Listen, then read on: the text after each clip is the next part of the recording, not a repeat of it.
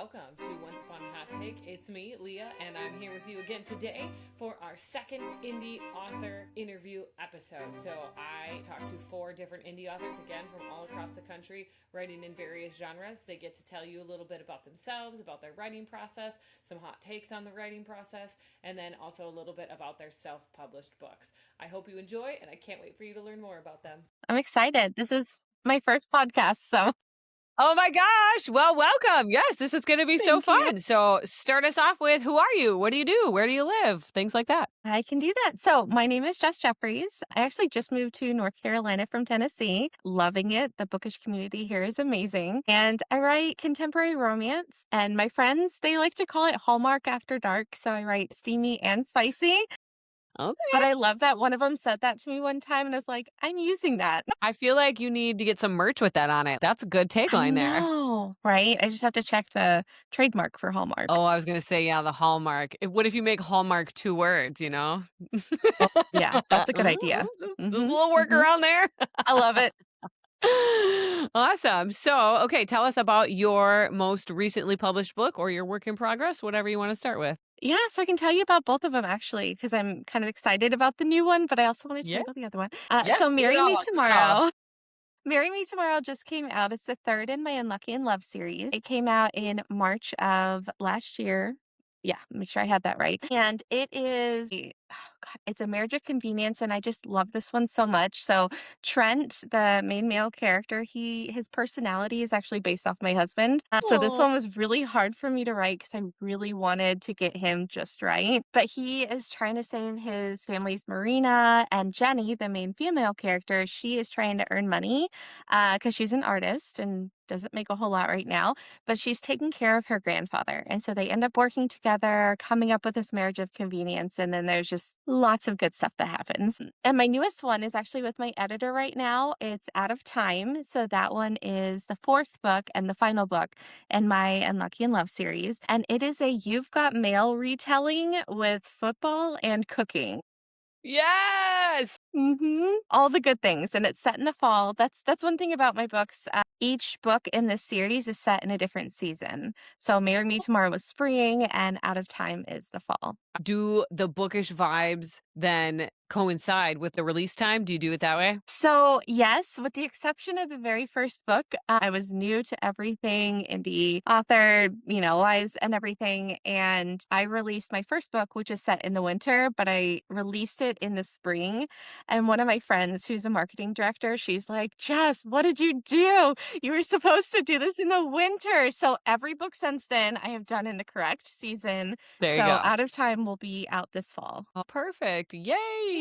I'm very excited. That is fun. So are you reading mostly romance books too when you're reading, or are you browsing your genres? What do you like to read as a reader? I love so much. Mostly romance and fantasy, but I'm so weird. I stick to a trope or a certain type of book. So I went down a rabbit hole of all pirate type fantasy books for a while and read as many as I could get my hands on. Now it's kind of a cozy romance is where I'm at. So I've been reading a lot of that recently. And I typically try to read books that have similar tropes to the tropes that I'm writing at the time, just so I can, keep that fresh in mind as I'm writing.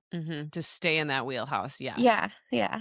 That makes sense to me. Why don't you tell us a little bit about your writing process? How long does it take you from inception of idea to here's the book ready to go? From inception, probably years. I constantly have so many different ideas for books that I want to write and kind of plan them out a little bit. I'm very OCD when it comes to almost everything in my life. So the same thing I kind of apply to my writing. And when I finally can sit down and write, I will plan out the entire book. So I'll plan out every single chapter, everything that I want to happen, and just do brief, just maybe one sentence, a couple words, just so I know what I want to happen in that book. Because what I have found out is that the characters will constantly do their own thing. So I try to have a general trajectory of where I want my book to go, but if something happens, if the characters kind of evolve, then I will let them evolve and let them kind of do what they want to do. I'm like, oh, okay, this is what we're doing today. It's not what I had planned, but That's fine. So it takes me a while to write. I work full time and I write whenever I have free time, which as a mom of three, it is very difficult. It's this much. So I relate. Yep. pretty much, yeah. So it's like after everyone goes to bed or before people get up in the morning, Yep. I get on and I'm writing, or I use Google Docs when I'm doing my initial draft so I can do it from my phone. So if I'm waiting in line to pick up a kid, then I can be just writing on my phone, or if I'm at the airport or something, I can have it easily accessible. So if something comes to me, I can just write in the moment and not have to wait till I get back to my computer because I will forget, Oh, 100%. yeah, guaranteed. Yep. Do you have a bulletin board or are you mostly just keeping track of things electronically? Mostly electronically. So in the notes on my phone, I have a folder for writing. And so I have tons of notes in there based sometimes on the books that I'm working on, or if something just random happens, or I hear a name or something like that, I'll keep all of that in my notes. And then when I'm ready to work on a certain topic, a certain idea, then I'll move that onto my laptop and start kind of plotting out fully from there. I've That's smart tried having it the on the phone the though. bulletin board, but I Yeah. don't have big enough bulletin boards. I've said before, this wall behind me is perfect for like a school size whiteboard, Yeah. and I think that would be Yeah. perfect. Just have to convince my husband that's a good idea. Okay, they make like whiteboard like wallpaper. You Oh, just like, can wallpaper it over your wall and it's whiteboard stuff. So maybe look that into would that. be perfect. I will. I will be doing that. My husband will probably thank you for that. I'm betting it's a lot cheaper than a regular Probably than whiteboard. actual whiteboard. Yes, because I teach high school English and in some of the classrooms in my school, they still had blackboards, chalkboards, and one teacher did that. She bought those kind of just like sticky panels and made all of her chalkboards into whiteboards. So, I love that. Yeah, I mhm. definitely need to do that. Mhm. I've got There the you go. perfect wall for it. You really do. Yeah. And then the next time we podcast, you can have all your character mappings up there or I whatever you need. know. I love it. I love Okay. it. Are you the type of person who gives yourself hard and fast deadlines or it gets done when it gets done and that's okay? I try to do the deadlines because if I have a deadline, and usually, okay, so I try to do the deadlines, but I don't always stick to it. But if I give my editor a deadline for when I will have the first draft for her, then I will 100% stick to that because I like having a goal to work towards. Otherwise, I'm Mhm. like, oh, I'll just do a little bit here, a little bit there. I have this other book I want to work on too, so I'm going to work on that one. But if I am really trying to focus on one story, one book, and get that ready for the editor, then I work best with the timeline. So, talk to me about your publishing process. What does that look like for you? What are some choices that you made that maybe you wouldn't make in the future? Or talk to us about the whole process of that. Oh, it's a process, that's for sure. I absolutely love my editors at Ever Editing. They are absolutely amazing, and I don't think I'll ever not use them. Mm. I hear a lot of other indie authors, they have people that they send to, but I just wanted someone that, like, none of my friend group is really an editor type person. So bookish people, yes, but not an editor. So I wanted to really do a good job with that. I feel like when I first started doing the writing and everything, indie authors got kind of a bad rep because people are like, oh, it's just, they don't edit, they don't do any of that. And I wanted to do a really good job with it. Not that other people haven't, it's just for me personally, I need that. I need an editor to Mhm. work with. So I go through the editing process. We do the story edits, the line edits, we do the copy edits. And then I actually started doing my own, like getting it ready for print. I do that myself now. I just wanted a little bit more control over what I could do with it. So I started doing Mhm. that myself. And I've worked in the past with a really amazing cover designer. Unfortunately, she's not taking any more projects right now. So I just Mm. have her for the ones that I had already worked on it with her. But so I'll work with her on that. Once I get the number of pages, I get her that information. She gives me the files, and then I use Ingram Spark and I Mhm. use Amazon so I can put it on both platforms. Right now, I just do Amazon ebooks. They have kind of the control over it, but I didn't start with that and I had a really hard time reaching people. So that's why I kind of went that direction. And eventually, I'd like to get into audiobooks. I've been doing a lot of research on it. Mhm. But it's time consuming and costly. So it'll be a Mhm. while before I get there. Yeah, there's so just many different things that indie authors have to do. So it's crazy all of that thinking, that marketing, that decision-making process that you all have to do. So absolutely respect and appreciate all of that because I know all of the work that goes into it. So well done. Thank you. It is a lot. The marketing I feel like I'm still failing at. I do really good for a while where I'll post like every day for 2 months and then Mhm. I honestly think it's been almost 2 months since I've posted except for like a quick little story of an event that I was at. I don't even remember the last time I sent out a newsletter, so sorry to anyone who follows my newsletter. I need to do better about that. But it gets overwhelming and marketing is the first place where I'll take a step back and just be like, nope, I need to focus just on my work and getting that done and, getting it ready and then I kind of go back. So I cycle a little bit Yep, when it comes to the marketing that side. is totally fair. Social media is so hard. There's Yes. so And there's much to so many do. different ones. I know. We just have Instagram and TikTok, and I fully neglect the TikTok. I can just literally copy and paste, but I forget to copy the text. And then after you've posted the reel or whatever, you can't copy it. So You then I'm like, can't. "Bah, what's the point?" Exactly. It is, man. It'd be rough out there, everybody. It is rough. Yes. So, what is your hot take on either the writing process, the publishing process, or the editing process, or anything in between? I have to say that I think it counts as a hot take, but you have to be motivated to write like that. Mm, Probably, I don't feel like that's true because I don't feel motivated a lot of the time. Like, life is lifing all of the time and full-time job, kids, Sometimes I just have to treat it like it's a job, like it is, right? It's something I'm doing. And even if I'm not motivated, I'm like, okay, you have to at least think through this scene or you have to write some words. There have been days where I've just written something. one or two words. I've put a couple ideas out there instead of, didn't formulate a full sentence or anything. Still counts. Right. It still counts. It's still working towards that goal of getting the book written. And I think it's consistency that you need. And consistency can look different for anyone and everyone because what works for you might not work for someone else. And if I waited for motivation every time, I don't think I would have had 3, almost 4 books done by now. That is good advice. Yes. Sometimes you just got to do it, even if you're not feeling it, because Mhm. otherwise, it's not going to happen. Very true. And a lot of times you may not feel motivated to sit down and write, but once you sit down, you're like, okay, I'm just going to get a couple words or I'm just going to write one sentence. Next thing you know, an hour's gone by and you've written, a whole chapter or something. There Like, you go. It could turn into something more. You never know. exactly. Exactly. What are some of your favorite books that you've read? Well, I the know that's a reason terrible question, but it is. I had to think through this one.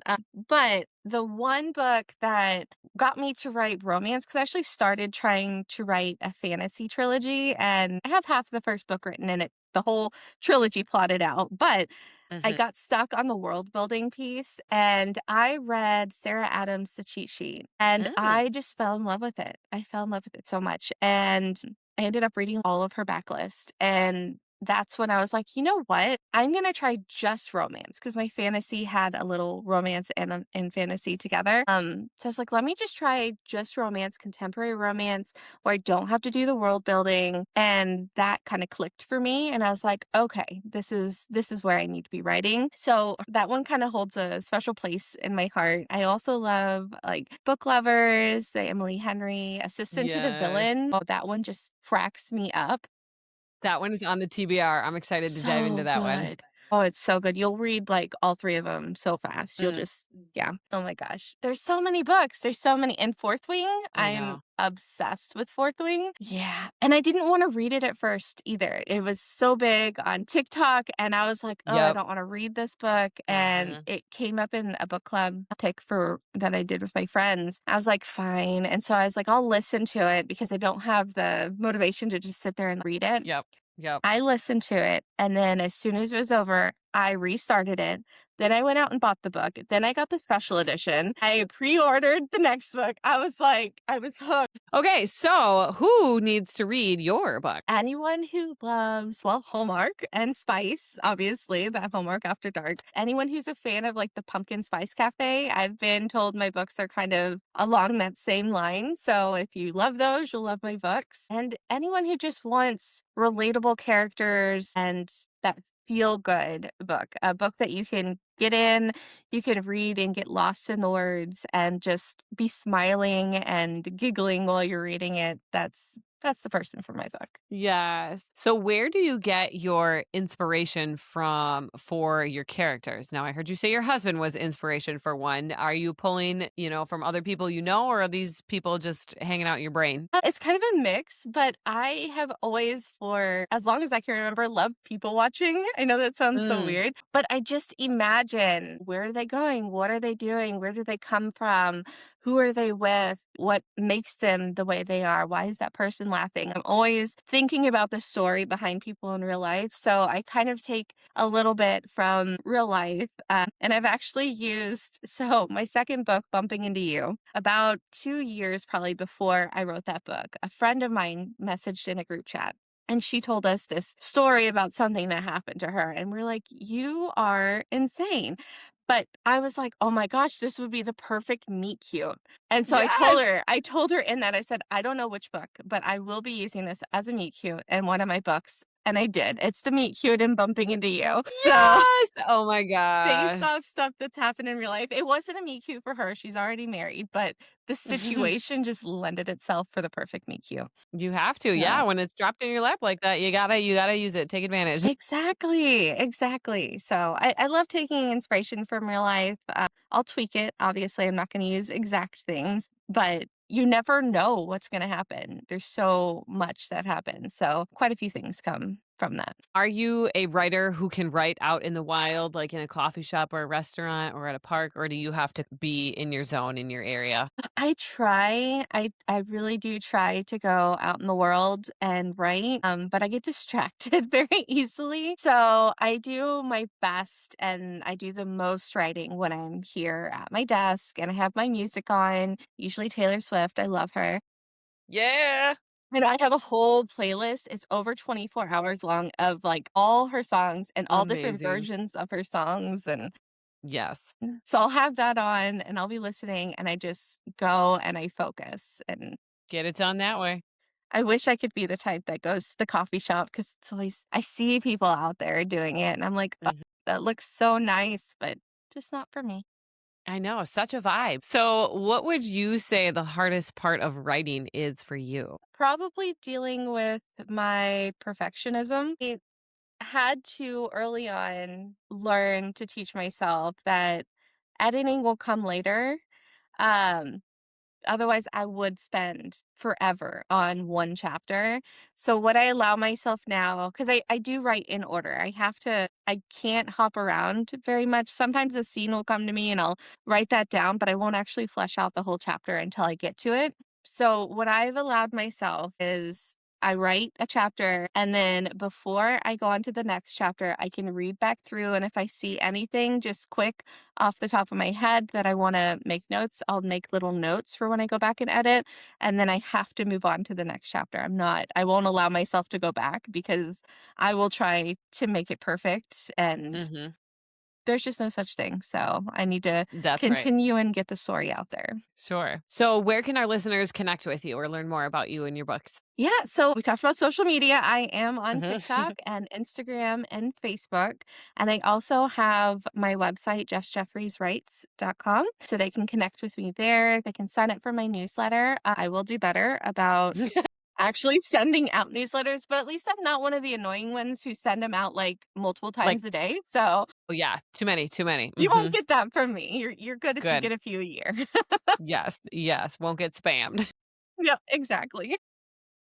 Is there anything else you want to talk about or add that we didn't get a chance to dive into yet? I just want to thank you all for taking a chance and having me on your Yeah. podcast. As an indie author and one who's obviously not great with marketing, it's very hard to get my name out there. But I want to thank you for that. And I want to thank the readers who have read my books or who have read other indie authors' books.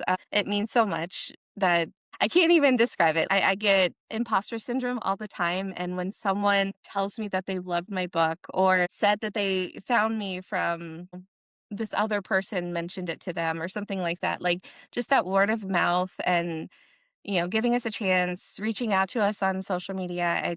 I really appreciate that. Thank you so much for taking the time out of your day to come talk to us. I am super Absolutely. excited for this episode to get published. There's a lot of good authors that we've talked to today, and you guys all have such different perspectives, different processes, different genres, and it's just been so fun to learn more about all of that as someone who has no experience in the writing, editing, publishing world at all. It's been very eye-opening. I love it. I'm so excited to watch it or listen to it. Yeah, yes, for sure. Awesome. Well, thank you so much. This was lovely. Thank you. Yeah, take care. All right. Bye. Welcome. Why don't you go ahead and tell us who you are and just give us a little bit of background about you? My name is Julia Lovely. I'm currently located in the Pacific Northwest. I am a mom to a 3-year-old daughter, and that is my main job. I'm also a pilot wife, and in my previous lives, I was actually a U.S. Navy sailor and a human capital consultant for a big consulting firm. But I've always had a really strong interest in mental health. And so my undergraduate is actually neuroscience and psychology. And then my grad school was applied psychology. So big psychology fan. And so I have like a mishmash of experiences in my life that brought me here and brought me to writing. So I am a little bit more about my hobbies. I spend a lot of time with my family. I obviously love writing, but I also love running and painting. I'm a big arts fan. But I do enough running to manage my anxiety. Yes, the running is key. So are you a distance runner? Are you a sprinter runner? What are you? I'm usually a distance runner, but I'm not running long distances right now. I just do what feels good at this point in my life. I love that. That's my boat too. I am more of a 5K. That's my in and out. We're done. If you just go for a nice little joy run, get some fresh air, beautiful. That's perfect. Yeah, exactly. You got to do it. Well, yeah, you got to get that fresh air. You got to move the body too. Just sitting around is not it for everybody. Yeah. So you sound like you've got a storied background. I bet with all your psychology background too, you write awesome characters. I hope so. No, I just like to write the accurate coping mechanisms. And my character in particular, because she's a Navy sailor as well, she uses her humor and her internal monologue is more humorous. And I think she uses that to cope with things, which can be a really good thing. But then we also reach a point where you have to let it out at some point. And so we see that as well. I hope to write accurate characters through the humor, but also through the more difficult moments too, and the grief. Yeah, for sure. Well, why don't you start by telling us a little bit about that book? Is that what you're currently working on or that's currently published? Yes, it's going to be published July 25th. So it's actually ready to go, which is exciting. I'm just sitting here waiting but it's out with ARC readers right now, which is so exciting to start to see some of their feedback. But the book that's coming out in July is The Sapphire Sailor's Tale. And it is about a young woman who is a sailor in the Navy, pulling from my own experience. And she finds herself swimming in the Bermuda Triangle and gets pulled to the bottom of the ocean by an unseen force and transported to another world where she encounters fae, enemies, lovers, friends, monsters, dragons, and of course, an unbreakable curse. And she and her friends have to break said curse to save this world called Anathera. Amazing. Yes. Okay. Yeah. Tell me, because I'm very curious about this now too. Tell me a little bit about the ARC reader process. So you send books out. When you send out an ARC copy, are you giving them an e-version? Are you giving them a physical print version? What are your expectations for that when they get it? And then what do you change about it when you get that feedback back? Yeah, some authors use services. I decided to grow my social media presence and then try to get ARC readers that way. And so I ended up getting a fair number of ARC readers that way. And so I just went through the list and selected the ones that I thought would be a good fit for the novel. And then I sent it out in e-ARC. So all of my ARC readers got an e-ARC via email, which is the less expensive way to go. But I love and respect all the authors who are able to send out physical copies. It's just not on the cards for my debut novel, but maybe in the future. That's the process. I gave my ARC readers, they have a couple of months to read it. I'm not the sort of person who wants to give really tight deadlines because I have a child and I know things come up.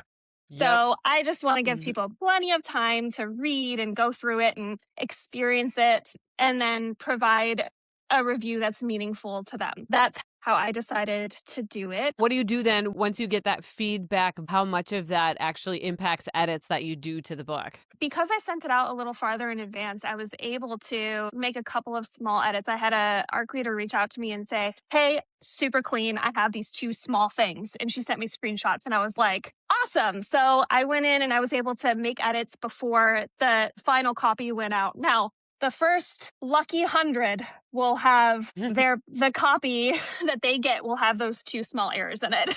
So I just had to order the copies so that I had them on hand for my launch. So 100 of them will have those 2 errors in it. Ooh, those are going to be like collector's editions at some point, I bet.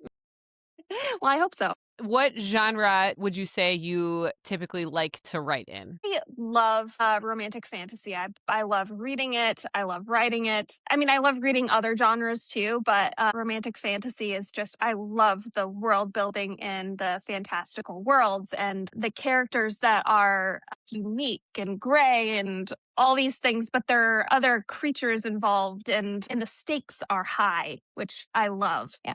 Romantic fantasy. All of that world building is just French kiss. So good. Is this going to be a standalone or do you have something else kind of up your sleeve with this? Or are you going to pivot and work on a different project once this one's done? Since this was my debut, I wrote it so that it could be a standalone. I'm like, I don't know what's going to happen with this. So I'm going to make it so that it's a complete story and then we'll see what happens. And then as I was writing the book, I was like, oh man, I love this side character.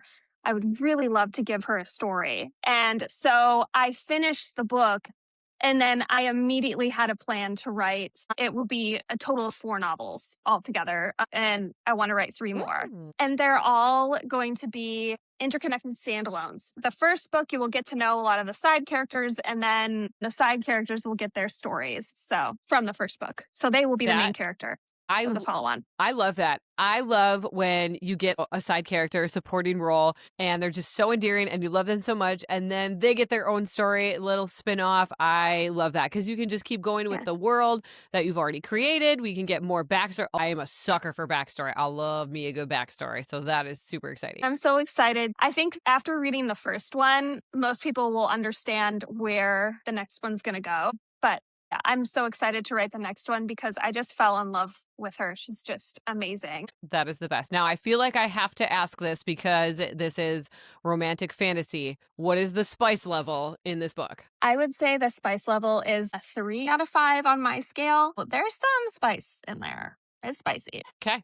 Good to know. So tell us a little bit about your writing process. This is your debut novel. Where did you come up with this idea for this story? Was it something that you've been sitting on for a long time or just came to you one night? I think having had my experience in the Navy, the idea came about when I was thinking about like the Bermuda Triangle and how people had gone missing in it. And I was like, that's kind of a cool mystery sort of thing. And I knew there hadn't really been a whole lot on it recently. And us millennials, you know, we all thought that it would be more of a problem for us than what it actually was, disappearing into the Bermuda Triangle. So I'm like, well, this could be really fun to write about. Then, like I said, being my debut, I had no idea what it would be or if I would finish it or if I would even be able to come up with a full story. But I knew that I wanted to, and I loved romantasy. And so I knew I wanted it to be, she drowns in the Bermuda Triangle and then is swept away to a new world. And so that's what it became. And then the story kind of developed from there. That's so amazing. Yes, and you are not wrong. The Bermuda Triangle, people always were like, "Oh man, it's gonna happen. It's gonna suck you in." I'm going to disappear. Someday I'm going to be on a boat and then I'm going to Yep. disappear. You got to watch out for that. So how long did it take you to write this book? The first draft took me 6 months. I had a kind of a loose schedule that I was on where I was like, I'm going to try to write. Because I wrote a couple of days and I was like, okay, I can reliably write 1,000 words in a sitting. And so I said, okay, let's try 5,000 words a week. And so I just put it on the calendar and I was like, I want to be up to this by the end of this week. This does not work for everybody, by the way. I don't recommend it for everybody, but it was just what worked for me. And having that goal for each week helped me to meet it. Even if I didn't meet it, I was like, okay, I'm close. And then I would just adjust. So yeah, took me about 6 months. As a list person, I love that. I'm very much like, okay, we got to write this down, then I can cross it off and I feel good about it. And that like motivates me to do more. So that definitely would be a type of me if I was ever going to get my act together and write a book, which I probably won't because it sounds hard. I mean, I don't know. It's not hard unless you like just sit down and do it, Having a regular schedule and sitting down and writing, it works. You'll eventually finish it. I mean, if you build in a routine, it helps your flow of life. What is it? Once you do something for 2 weeks, it's kind of like ingrained as a habit then. So I imagine, writing's very similar to starting an exercise routine. You have to start somewhere and then you just have to keep going. Yeah. Yep. Exactly. Yeah. We got it figured out. Mm-hmm. So before we get to your hot take on the writing or the publishing or the editing process, I have to ask because in the other authors that I've spoken to have all vehemently hated the editing process. And I'm curious what you feel about the editing process. I didn't mind it at first because it was fun going back through and reading it over again. But I have kind of a process where I write 1,000 words and then the next day I sit down and I just loosely edit those 1,000 words and then I move on to the next 1,000. So it wasn't in bad, like terrible shape when I finished it the first time. Well, the first draft. But by the end, I was like, I am so sick of this. I'm like, by the time I got to the end of editing it and I'm like, it's pretty clean. I was like, I am ready to be done with this. And that's when I knew that I was ready to move on and publish. That seems really smart to write it and then the next day just go revisit, polish it a little bit because if you put it away for too long, then you've got too much distance between it. So I like that. I think that's really smart. Yeah, it worked out well for me. It doesn't work for everyone because some people have the tendency to like over edit if they go back and look at their work. Everything that I do is like, it worked for me, but that doesn't necessarily work for everybody. Mm-hmm.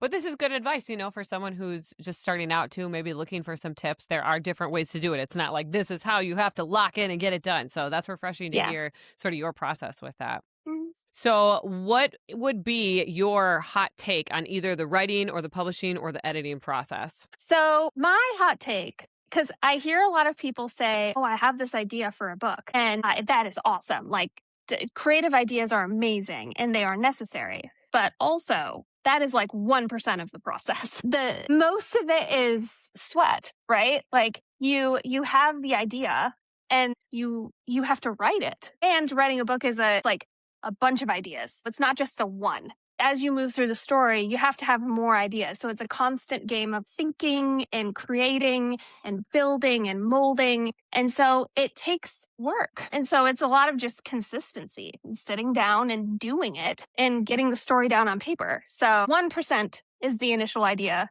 99% is the sweat that goes into it. They're like, boots on the ground, getting after it. Yeah, that's why I will never be able to do it. I have an inkling of idea of a book that I could maybe write, and then I was thinking about just like even just naming characters. I was like, oh, that's so exhausting. I can't do it. So that'll just probably live in my head. Speaking of character names, how do you come up with character names? Man, I'm with you.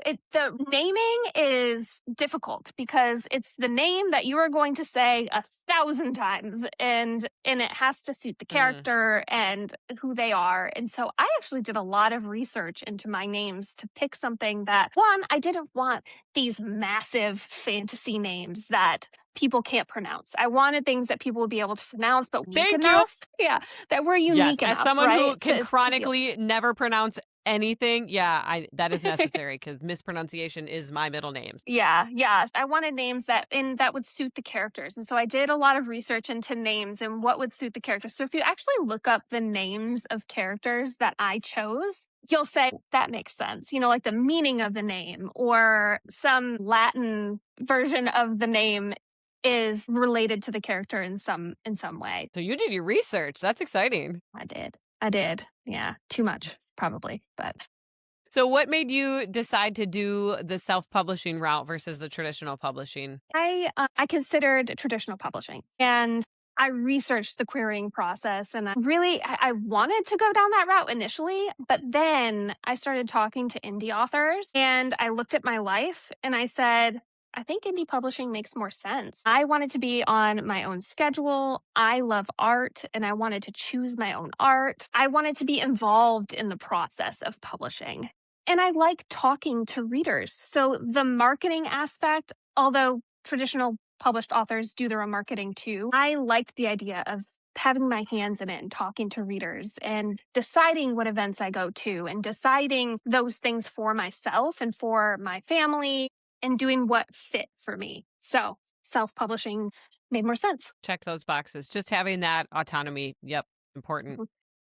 So why don't you tell us where can our listeners get in contact with you or connect with you or find you? I'm on Instagram at author Julia Lovely. I have a website. It's julialovely.com.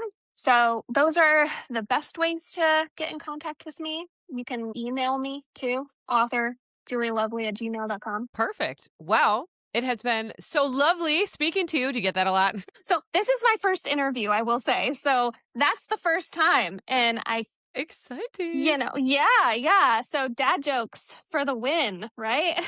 Yes. All about the dad jokes for real. Well, thank you so much. It was a delight talking to you. You offered some new perspectives that I've not heard before on the writing process. So that was really fun to talk about. Yeah. Thank you so much for having me. This has been great. Absolutely. I really appreciate it. This has been lovely and great chatting with you. I agree. It was so much fun. Tell us who you are, a little bit about what you like to do, where you're from, and all that good stuff. Okay. All right. So I'm Lisa Marie Stephenson, and I live in the Northwest Georgia area. I write under the name L.M. Stephenson, kind of a nod to Lucy Maud Montgomery, the author of Anne of Green Gables, one of my childhood favorites. I work as a paralegal. I started in the legal field when I was 17 from a schoolwork program. And just come a long way. I won't say how long it's been. It's been a minute. So I went from legal assistant to bookkeeper. And then back in 2023, I decided to go to take UGA's online course and become a paralegal. So I was glad to accomplish that later in life. Better late than never.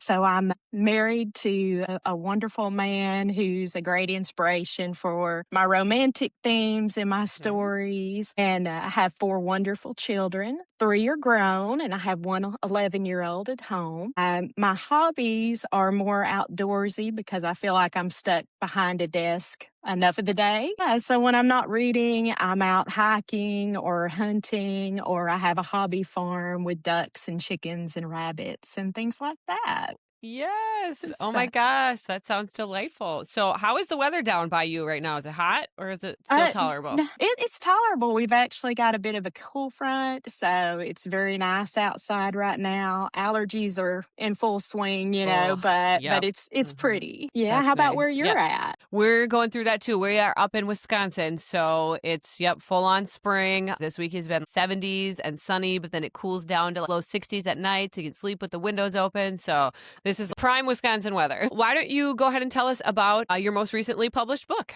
Okay. So Resilient, I just republished actually May 5th. I first self-published it back in 2014. And at that time I had 3 kids at home. And honestly, I wrote it really fast. I was kind kind of hit by inspiration. So I wrote it in 30 days. And yeah, and I edited it in just like a month or two. And I put it out there and then just kind of left it. It was like, okay, I did that. I wrote a book, And I didn't really go back to it. I got great reviews back then from the few people that read it. But you know how self-publishing, unless you get out there, you don't get as many readers. And this year, my sister-in-law, who goes by Midlife Artist, she started painting again and really getting on different platforms, YouTube, Rumble, and showing this great artwork that she did. And she was just inspiring to me to go back to something she enjoyed. And honestly, I've been writing since I was elementary age. I've always enjoyed reading and writing. And so I met her for lunch in January, and I was like, hey, you know what I think would be cool? If I was to write books, would you like to collaborate with me and do the book covers? Yes. And I was kind of thinking, she probably won't want to do this. I don't know why, but she was just so happy to do that. And it kind of helped me even more because it's like, okay, if she's going to do the book covers, then I've got to write the books, Yep.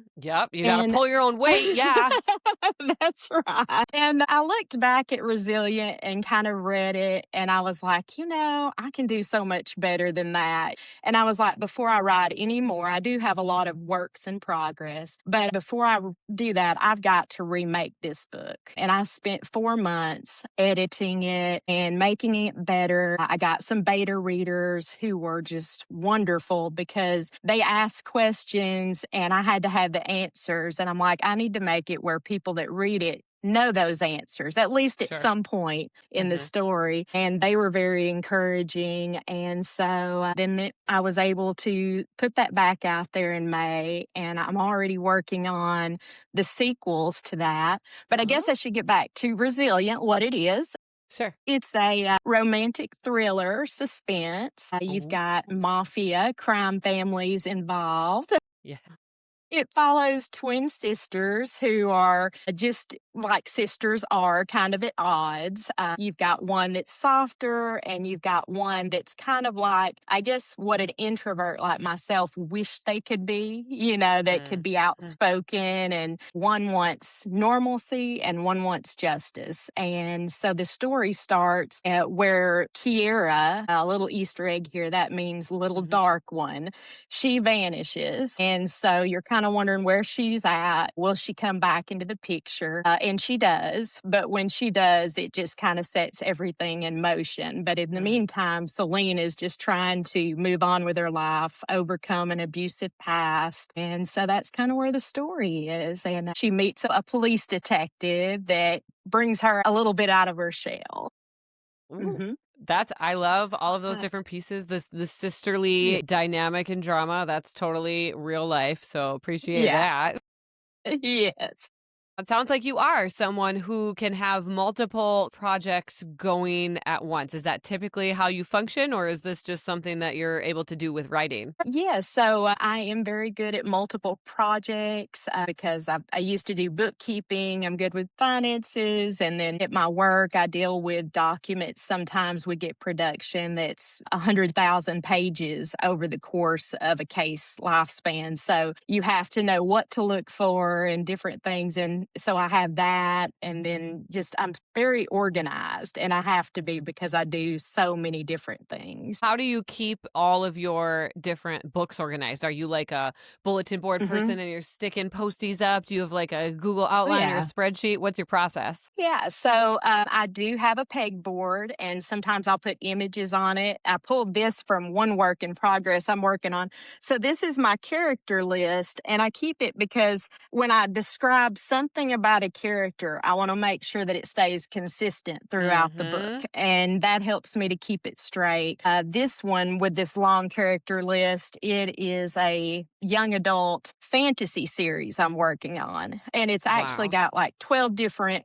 people with special abilities in it. And so I thought I really need to keep up with all of them. What is their power? So yes, very organized. I am kind of more of a pantster than a plotter because sometimes I'll see a scene or a few lines and I don't know where it's going to go. It even surprises me. I'll start writing and then it'll just start to flow. And so sometimes it's not uncommon for me to write something that's 100 pages down the line and then go back to the start and fill in the gaps. I just write whichever scene is what comes to me at the moment. Yes, the character outline is necessary then, especially if you are a pantster when you're just pulling things out wherever the spirit moves you. So that's a good system. What typical genres do you write in? Because it sounds like you're a little bit all over the place, which I love. Yeah. So I have a wide variety of taste when it comes to books and music. In my writing, I don't go quite as far, but I would say romantic suspense, young adult, fantasy, sci-fi, things in those categories. And as a matter of fact, I was working on the sequel to Resilient, which I call Moving Target right now. And I'm 186 pages in, but I felt kind of like I needed a break. And so I went to the young adult fantasy and started working on it this week because it was just like I needed a palate cleanser or something and then come back to it. So that way I feel like it can be the best story it can be. And that makes sense to me, to take a little break so you're not just inundated with one thing, because then you can get overdosed on it. So smart to give yourself little breaks there. Yeah. So tell me a little bit about your writing process. Do you have like a special writing room? Do you hold yourself to a word count each day? What does that sort of look like for you? So this is primarily my location for writing is in my home office. I do have an iPad as well. And sometimes if I just want to be lazy and get a cup of coffee and sit in the bed with the iPad, I might type in there too. That is also good on trips. I have one son that lives out in California. So when I fly out there, you've got all that downtime at the airport and on the plane. And so I take my iPad with me and that way I can write wherever I go. I like to have a word count of about 500 to 1,000 a day, but I try not to beat myself up about it if I don't get that, because sometimes it's about taking words out too. You've got to make that story good. It's a great discipline to write every day, but it's more like write every day when you can, read every day when you can. But some days it's just not possible for me anyway as a full-time paralegal. And that's okay. I think it is, yes, important not to hold yourself to the super high standard and have really high stakes, because then if you get, life happens and then you don't want to disappoint yourself and get all stuck in your rut. Yeah. So are you, right. it sounds like you're kind of a like pocket of time writer. Are you someone who finds those pocket of times in the morning, in the evening, or just literally whenever you can? Yeah, so most of the time, at least Monday through Friday, it's in the morning. I generally get up about 4:30 in the morning and have my coffee, read a chapter. That and the coffee help me to wake up. And then I start writing before I get ready for work and get my son ready for school. So I try to get in a good 30 minutes to an hour Monday through Friday. And then Saturday and Sunday, I find it's good morning as well. But I can usually work like a few hours each day then. So I get a lot more done on the weekend. Yep, I relate. If I can get up and get going right away in the morning, that's when the creative juices are flowing. You've got the energy, you've got the brain space, you're not falling asleep there. So yes. Yeah. I'd love to wait till the evening, but I'm usually just, my brain is so fried after work with all that going on. I'm like, I just want to sit here and read or watch TV and do nothing. Just vegetate for. That's right. So what is your hot take, or if you have a piece of advice on either the writing or the publishing or the editing process? Okay. Publishing, one cautionary tale is be careful with iCloud, because when I was going from my computer to my iPad, I didn't realize that one hadn't synced with the other. No. And I got in my story and I wrote and I saved it. And then I was like, I looked back, I was rereading and I'm like, there was like 20 pages that was just lost. No, oh, that is devastating. My goodness. So what I've started doing is every day I save whatever I've worked on with the date at the end of the name. Smart. And so I have so many copies, but at least I know I'm only one day back if anything happens. That is a And brilliant piece of advice. Yes. Wow. yes, it can be bad. And then I think community is important. I don't feel like I had it back in 2014 with my sister in law, my beta readers, and just the people I've been meeting on social media. That sense of community, it helps to encourage you to keep writing, inspires you. And there's just so much great help out there. And sometimes I feel like it's so nice that, like, I thought I wanted to give back, because of how hard a road it can be for self-published Yeah. authors. And there was one I looked, and she was looking for ARC readers. And I was like, well, I can do that. So I agreed to do that for her. Didn't expect anything in return. But then she bought my book and she just loved it and left me a good review. And I was like, wow, that was totally unexpected, but it was just really nice. And I appreciated it so much. So I I think agree. community is important. Yes, just finding different people to talk to and vibe with. And there are so many nice people out there, which is so cool. We've met a ton of people on Instagram, and people have shared their books with us, and it's really, really cool to experience that. It is. Why don't you tell us a little bit more about your self-publishing journey? How did that all unfold? Okay.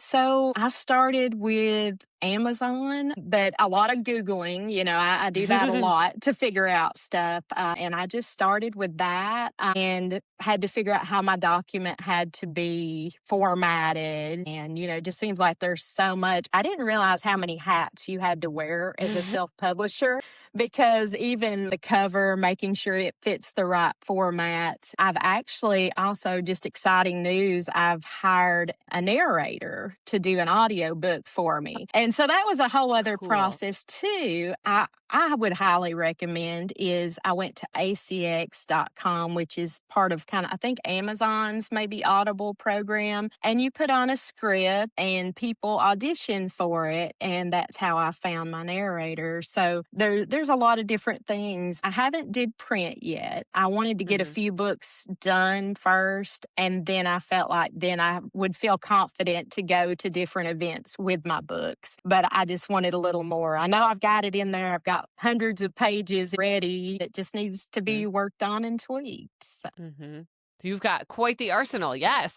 That's right. Just got to put it together. That's right. Get it all in there. So what types of books do you like to read? Yeah, so I'm along the same lines. I like the young adult fantasy series, like the Twilight series. I heard that you and Yes. Jordan were big fans of that too. So I have all the books, and the one from Edward's point of view, I've read that. Yeah. The Host, I love that book. Oh, funny you bring that up. I just recorded an episode and we make reference to The Host. So that is so funny, man. Yep, Yes, that'll be I coming know. out in July. So tune into that Oh, episode. well, I'll have to listen to that. And then I like some dark fantasy as well. I brought to just show you, I don't know if you're familiar with this, but it's the Dark Tower series by Stephen King. And Yeah. I've read his short stories, and I'm not normally a fan of the other ones in book. I like the movies. But this one, it's like an 8-book series. And so that is one of my favorites. My brother got me interested in that. And when I read the first book, I wasn't as into it. But the second one just pulled me in. And then I had to have everything. I had to know all about that Gotta do world it and that epic quest. So, and then I like romance thrillers like Nora Roberts and James Patterson. I've read a lot of those. The Witness is one of my favorite ones by Nora Roberts. So, yeah, that's my taste on that. Yeah. Who needs to read your book? If you're into thrillers and suspense, I mean, I do have romantic themes in my books, but I don't feel like it's something for someone who is really just about the romance. So there's a lot of action in my books. So if you're into thrillers, I think it would be good for them. I was actually surprised that in the beginning, I had some men leave reviews for the book, and I kind of wasn't expecting that with the woman woman on the cover and I put it as romantic suspense, but I think the action was just enough to get them that they loved the character journey and the action. So I think it's for readers that enjoy that type of thing. Yeah, so it appeals to a wide audience. That's right. That's right. It does. What would you say the hardest part of writing is? I think is not being too hard on yourself. You can be such a critic to yourself sometimes, and you can get that imposter syndrome, or you have a bad day. So, to me, the hardest part is to just remember those good points, those highs where people have enjoyed it, or where you wrote something and you go back and read it later and you're like, wow, I wrote that, so. Like, go So me. how did I do that? But I won't say all the writings that way, but sometimes I'm pleasantly surprised. So I think it's Yes. just following your dreams. And the hardest part about that process is just not letting those dark thoughts take over. For sure, because there's, everybody has different tastes. So some people really like this and some people really like that. And you could be writing something that is the perfect fit for someone. That's right. If you brighten one person's day or give them something to think about, that's worth it. Definitely. And then at the end of the day, you too can say, I wrote a book. Like, that is so impressive. I think I read a stat the other day that was, I don't remember what it was, but it was something along the lines of so and so percentage of people want to write a book, but of that, only like 3% actually do it. It was something crazy like Wow. that. So, yeah, very impressive. Anyone who has done any book writing, publishing, incredibly impressive. Thank you. Thank you. And it's funny too, because around people, I'm very shy to bring that up if I do at all. It's like, Yeah. if I know you, it's like, but online it feels like okay. Like there's other people out there like me, but around other Yes. people, I'm afraid to tell them about the book because what if they read it and don't like it? And then I have to go see them. That little pocket of safety. I know you, but I don't know you. So I feel that. Where do you get your inspiration either for your characters or for your book? It's some of books I read, also movies and things. I've always really enjoyed the action series like Alias or Person of Interest, things like that. There was a movie with Bridget Fonda called Point of No Return. It's kind of an older movie, but that is kind of how I see Kiera in my book, is as her. I feel like I kind of see things in a movie and I see that person and then I kind of imagine the movie going on in some different realm. It's funny, a lot of the times I feel like it helps me in my books is that it looks like in my head almost like a movie scene and I'm just writing out what I'm seeing and the dialogue and everything. It just kind of comes that way. So putting a lot in, I think, is what helps me with that Absolutely. inspiration. Yes.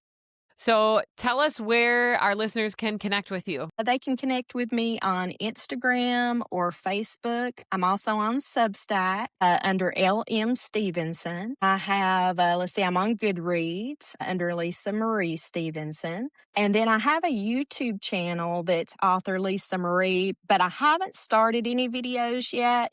As a writer, sometimes you're like, I don't know what I'm going to put out there, but I've actually got a little inspiration on one of my videos I hope to do in the coming year. In my book, Resilient, Kiera likes a Ruger Super Red Hot 44, which is kind of a big gun. Mhm. And I've had a little skepticism from, I won't say any names, but some on the male side about a woman toting this gun. And I'm like, you know what? I'm going to go buy this gun and I'm going to go out there and shoot it and show that a woman can do it just fine.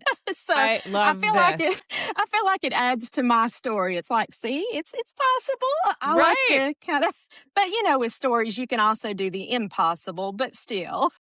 But still, I'm going to show you. You tell me I can't?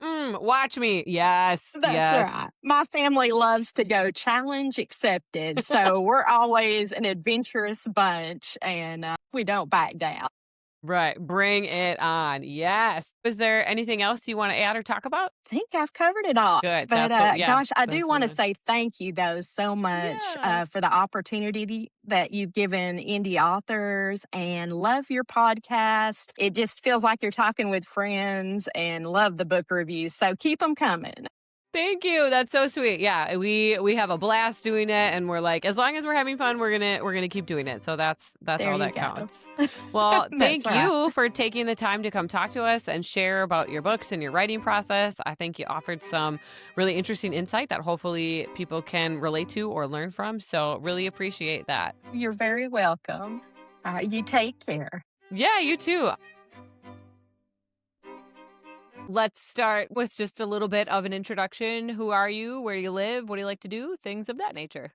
Sounds good. I'm Stephanie G. Olson. I live in the Twin Cities. I'm an author. I enjoy reading. I enjoy watching bad, scary movies. I am also a writer for a horror fiction podcast called Ghost Wax, and I do some voice acting there. And when I'm not doing any of those things, I like being outside with my dogs. What kind of dogs do you have? I have an Australian Shepherd and a cattle dog mix. So we are constantly moving. Chasing balls, chasing frisbees, going all Yes. the time. All the time. Keeps you active, I'm sure. It does. I enjoy that I'm always on the move, but it's a lot. I had a friend who has only had cats, and they came over and they watched the dogs just go, and they're like, it's like toddlers. They just don't stop. And I'm like, yeah. They are. Go, go, go. See, that's what I joke about with my friends that have girls because I only have boys. Okay. And the girls will just sit and they'll just color. And I'm like, my boys are doing WWE over here in the corner. Like, what do you mean Yeah. they just sit and color? What are you talking about? Why don't you tell us a little bit about what genres you typically write in? I love writing fantasy and horror. My book that is out, Still Chosen, Another Unwanted Adventure, is a fantasy book. Like I said, I write for a horror podcast. I've also worked on some like mystery adventure stuff, but fantasy and horror are like my two big loves. So talk more about the podcast writing versus the novel writing, because I feel like that's got to be pretty interesting. Yes, novel writing, I mean, I'm sure lots of other authors have talked about that on here, but it's very much its big form. You think the whole plot for our podcast. So the podcast follows the last working necromancer as he raises people from the dead so they can explain how they were murdered.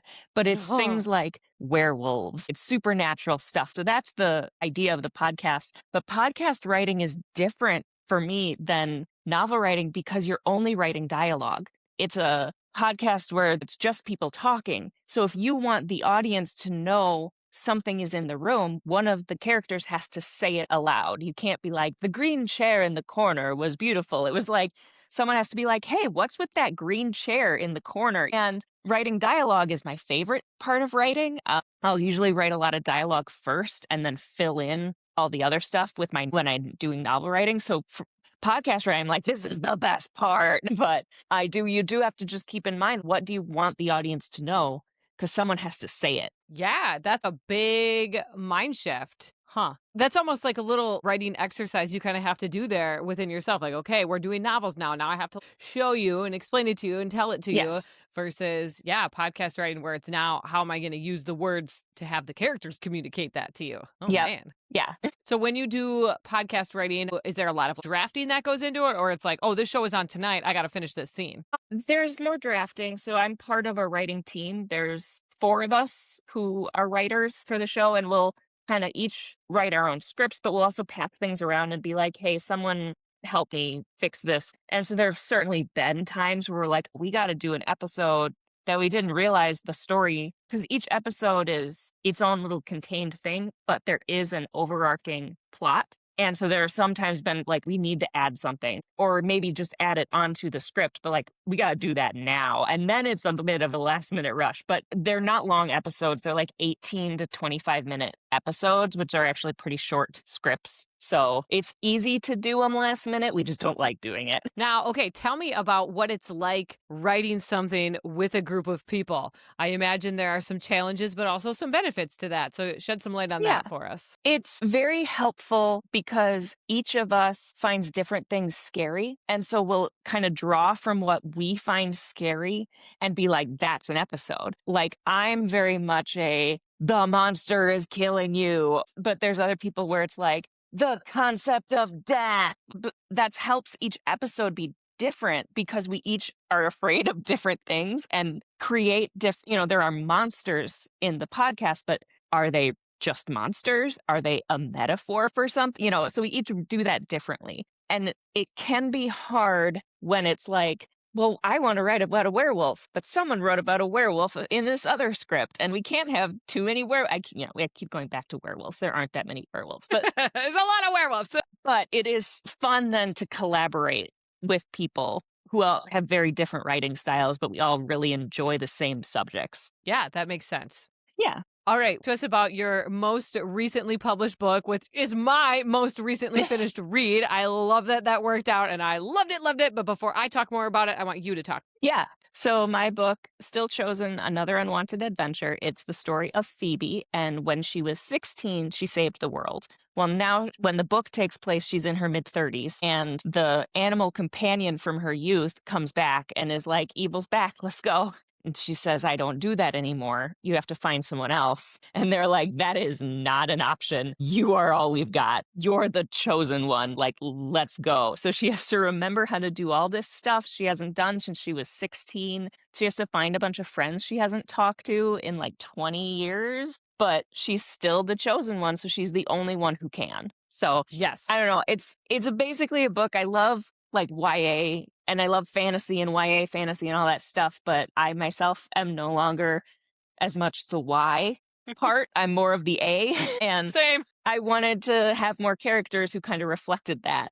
And so I wrote it. Love that, because that's very similar to how I feel too. I love YA books. I love reading them, and I still think it's great as adult reading YA, but it is nice to have not just a 16-year-old narrator all the time who has to save the world. Like, no, she did that already, and now she is an adult, and she has matured, and she's got back issues, and now she's back in the games. But I love that we get her adult perspective too. I think you did a really great job of capturing what it is like, almost reliving those high school years, so to speak, but then taking that and now having to live in the real world. We're grown-ups now. We don't act that way like we used to. And so I think you captured that jump really well. Thank you so much. Yeah, it was a lot of fun, you know, because I've read a lot of YA fantasy, and just to think about who would those kids grow up to be if they survive. Their life's not over, but they've done the most important thing of their life at 16 or 17, but what does life look like then? And so that was a fun thing I did for this book, is look at all the different kind of trope characters and then who would they become. That's got to be so fun and so empowering. Take this traditional person, you were the hero, but now what does it look like when you're a grown up? Because we never get that. You know, we just get the teenage, early 20s adventure, and then the series is done, and we never know what happens when they grow up. So I love that. Life keeps going, it turns out. It does. Imagine that. Man, Smash Mouth really knew what they were talking about when they said the years start coming and they don't stop coming.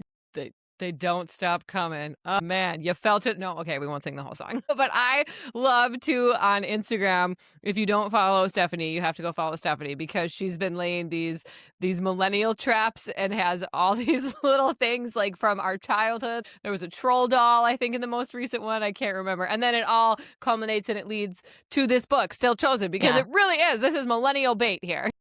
Thank goodness my parents were like, you need to take this stuff out of our basement. And so now it's in my house. And I was like, I know what I can do with this. Pogs, I can put those to good use. You betcha. Oh my gosh, that's perfect. Yeah, all my stuff is just in a tote in the basement right now. I'm looking right at it, actually, and there it is. I have not unpacked it, but maybe one day. Yep.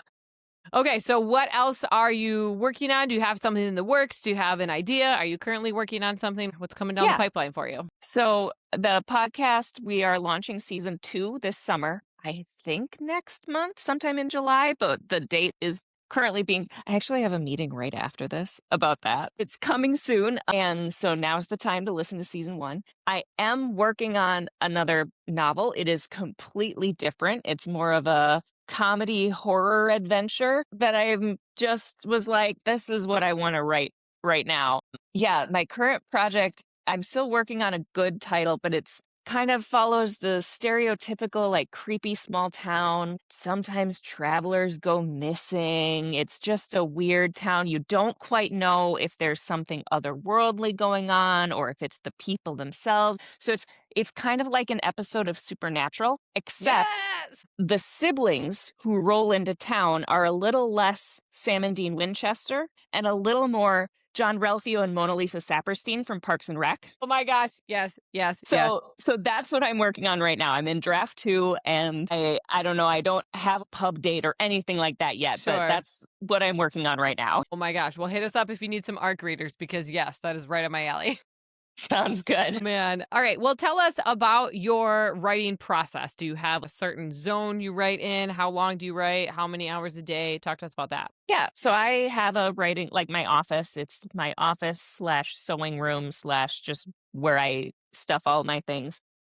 And I do most of my writing in there. I do editing out on the living room couch because for some reason that I cannot explain, I have found I edit and write. I do both of those things better if I do them in 2 separate spaces, but Okay.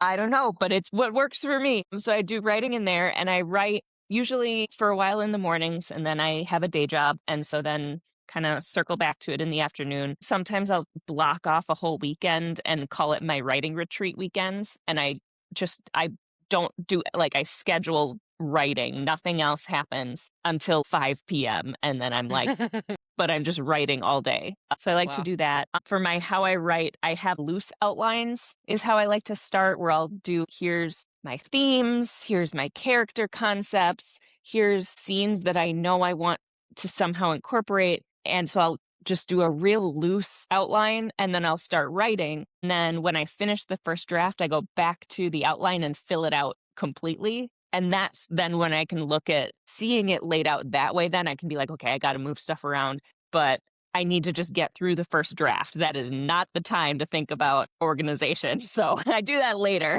That is really interesting. That's the first I've heard where someone's writing room is different than their editing space. And that to me makes a lot of sense. Like, this is the room where I do the creating, the ideas and the different things. And then this is the room where I sit and do the nitty gritty and actually get the bolts and nuts where they need to go. And that makes a lot of sense. So those writers that hate editing, that might be a good tip for you there. I won't say you'll like editing, but it helps me keep them as, like, these are 2 separate activities. Because otherwise I'm like, oh, I should rewrite all of this. And it's not that I actually should, it's that I enjoy writing more than editing. And so I'm like, I want to just write, not edit. And so it's like, nope, these are 2 separate activities. That's smart. I also like too how you sort of sequester yourself. You give yourself some weekend time and you just hammer it out. Yep. I That's a put good on strategy. movie soundtracks. That's what I listen to because I can't listen to things with words when I'm trying to create words. And I love movie soundtracks because they have a build and a flow. There is a natural flow to the soundtrack because they're from a movie. And so that kind of helps me. Still Chosen was written thanks to the Pirates of the Caribbean soundtrack, like on repeat. Yes. Oh my gosh. So- Another millennial trap right there. Perfect. Yes, exactly. But I just put on a soundtrack, and if there's like Pirates of the Caribbean 2, Dead Man's Chest comes you just go through them. But that's how I like to write.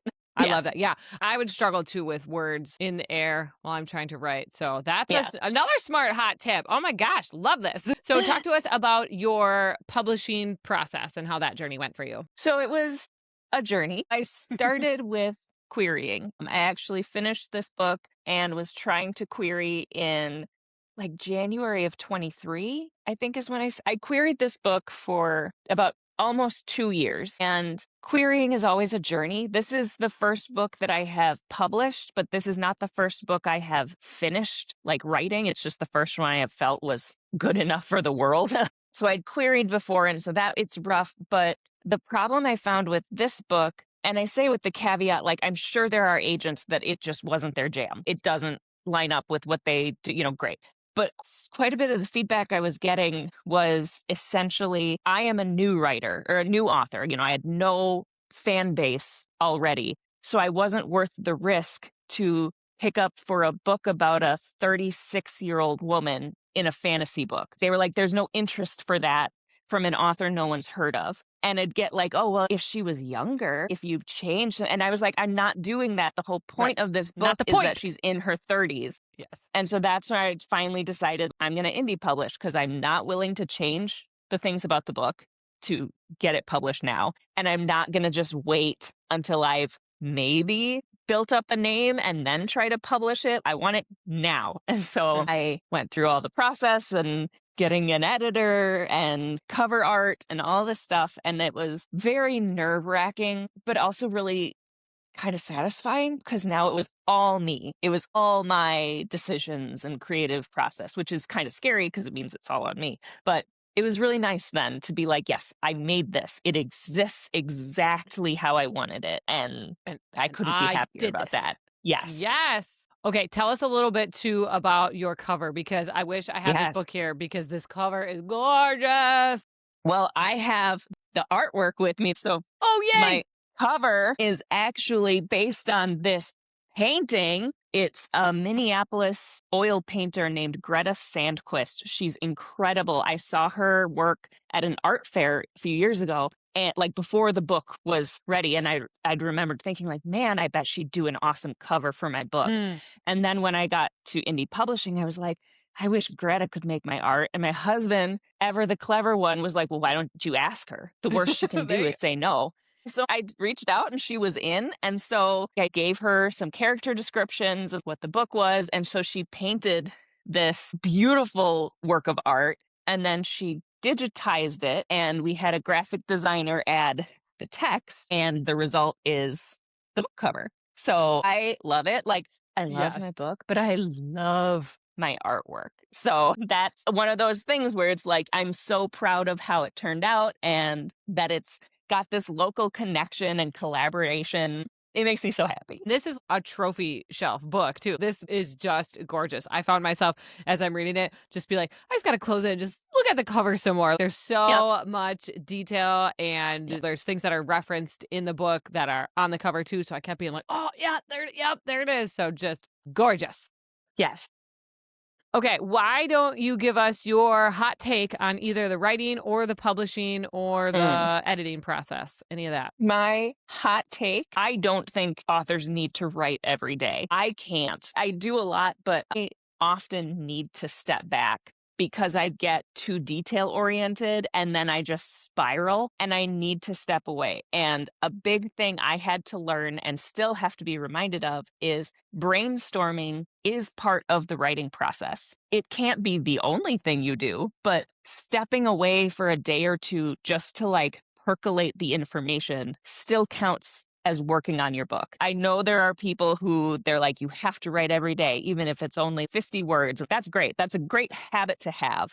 But I sometimes need some space from it to be able to figure out what happens next. So if that is something you need to do, you have not failed as an author as long as you come back. That is a great hot take. And one thing I'm getting from all of these conversations that I've had with indie authors is that it is a very personal process too. Like what works really well for someone might be literally the opposite of what works for you. So that's just, it's so refreshing to hear that there is not one right way to do this. There's not a strict standard you have to follow. So that's just so refreshing. Yeah, it's really freeing to realize that there is help and advice out there, but at the end of the day, you can do whatever you want. That's right. Okay, what are some of your favorite books that you've liked to read? Some of my favorite books, like I love, like I said, fantasy and horror.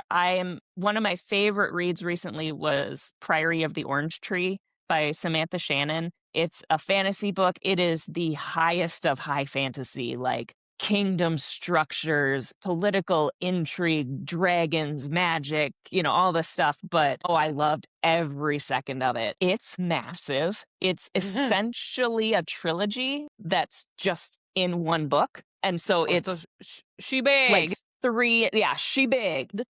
Because I'm old and my back. I haven't read laying on my belly in a long time, but I'd have to because I'm like, my arms are getting tired. I can't hold it. I can't hold it. But I loved it. I loved every second of it. So I'm a big fan of Priory of the Orange Tree. I will have to add that to the TBR because I am a high fantasy freak. I love that stuff. So that sounds Yes. right up my alley. Yeah. Okay, who needs to read your book? My book, anyone can read it. My 15-year-old niece read this book and really enjoyed it. But my book is specifically for people who love and loved reading YA fantasy, and you're just not the age anymore where you can relate to the problems of a 16-year-old.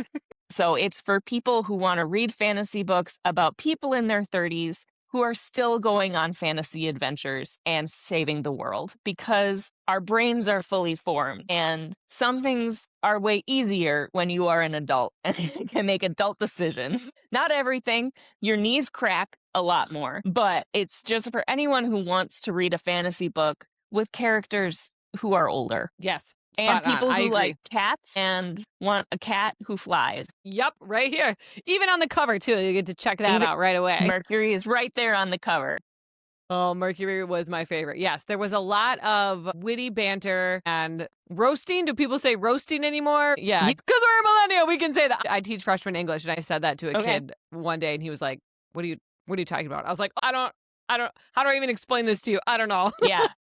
Yes, my book is for people who like found family and talking magical animals and all of that jazz. Yes. There's some good character arc in there, too. Some good development, some good self-actualization and realization. So it's just, it's so well done. I loved it. Thank you so much. Where can our listeners connect with you or learn more about you or your books? Yes, so you can find me on the social media. I'm mostly on Instagram, Stephanie Writes Stuff. You can find my website, Stephanie G. Olson, Olson, not an E-N. We're in the Midwest, so I got to specify. Yep. StephanieGOlson.com. If you are in the Twin Cities or come here for book fairs, I'm going to be at the Inbound Brewing Book Fair for Grown-Ups in July. It's at the Minnesota State Fairgrounds, which if you're not from Minnesota is like a big deal. It's a big deal. So I'll be there selling signed books and stickers and maybe some fun things that I've been crocheting just because. Fun. My anxiety needs to be managed somehow, but I'll be there. And then in September, I'll be at Booked Eau Claire in Eau Claire, Wisconsin as part of that book festival. So you can find me a bunch of different places. Fun. So you're out and about mingling with the people. Yes. I'm doing what I can. There you go. So is there anything else you want to add or talk about before we wrap her up? I just want to make sure people know you're never too old to have an adventure. You can't sleep on the ground anymore, but you are never too old to have an adventure and to go out and save the world. And I believe in you. So thank you so much for having me. Oh, that is such a great way to go out. Yes. Amazing.